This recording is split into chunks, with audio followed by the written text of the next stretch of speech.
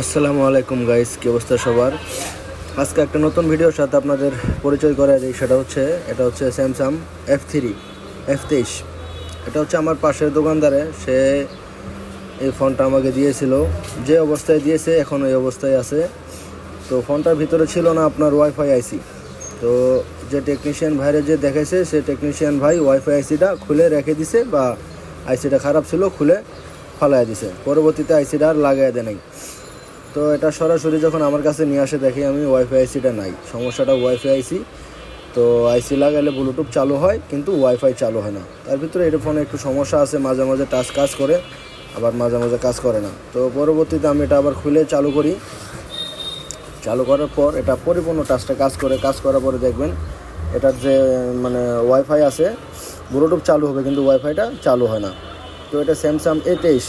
এটা টেকনিশিয়ান ভাই যারাই দেখবেন বা যারাই এই কাজগুলো করে থাকেন অবশ্যই খেয়াল করবেন যে একটা আইসি যে নষ্ট আইসিটা সেটা লাগিয়ে দিলেই ভালো হয়, কারণ এটা যে পরবর্তী যে মিস্ত্রি কাজ করবে তার জন্য ভালো হয়। দেখেন এটা কিন্তু ওয়াইফাই ব্লুটুথ চালু আছে কিন্তু এটা কিন্তু ওয়াইফাই চালু হয় না।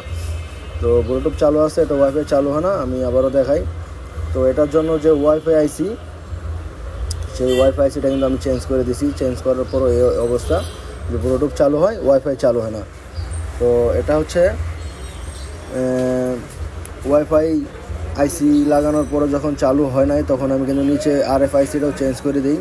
যে RFIC চেঞ্জ করে দিলেও এটা সলিউশন হয়ে যাওয়ার কথা। তো আমি এই RFICটাও চেঞ্জ করে দিই। তো এটা কিন্তু সমস্যা সিপিইউ থেকে। তো এটা সিপিইউটা রিভলভ করার পরে যখন আমি সেটটা চালু করি তো দেখেন আমার যে আগের যে সমস্যাটা ছিল 100% সলিউশন হয়ে গেছে। আর একটা কথা, টেকনিশিয়ান ভাইরা যারা সিপিইউর কাজ করে থাকেন অবশ্যই তারা ডেট লিস্ট নিয়ে থাকেন। তো এই কাজগুলো করতে মাঝে মাঝে আমিও ডেট লিস্ট নেই, আবার নেই না। তো আজকে সকালবেলা কাজটা দিছে, আমি আর তার থেকে ডেট লিস্ট নেই নাই। রিস্ক না নিলে পরে আপনার যদি কাজের অভিজ্ঞতা ভালো থাকে তো আপনার রিস্কের কোনোই দরকার নেই। যদি অভিজ্ঞতা খারাপ থাকে অবশ্যই আপনার রিস্ক নিতে হবে। তো আমার অভিজ্ঞতা মোটামুটি আমি 5-6 বছর ধরে আইসি লেভেলের কাজ করে থাকি অবশ্যই। তো আমার আশেপাশে দোকানদারের ঘরে কাজ করে থাকি, তো আমি আর রিস্কটা লয় নাই। তো রিস্ক না নিয়ে আমি কাজটা করছি ইনশাল্লাহ 100%। আমার যে সমস্যাটা ছিল এটা কিন্তু সমাধান হয়ে গেছে। দেখেন আমার ওয়াইফাইটা কিন্তু চলে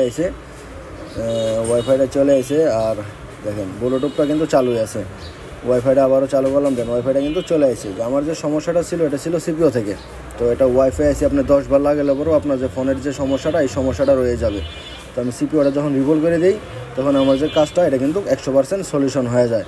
তো যারা আমার এই ইউটিউব চ্যানেলে নতুন অবশ্যই আমার ইউটিউব চ্যানেলটা সাবস্ক্রাইব করে দিবেন, আমার পেজটা ফলো করে দিবেন। আসসালামু আলাইকুম, সবাই ভালো থাকবেন।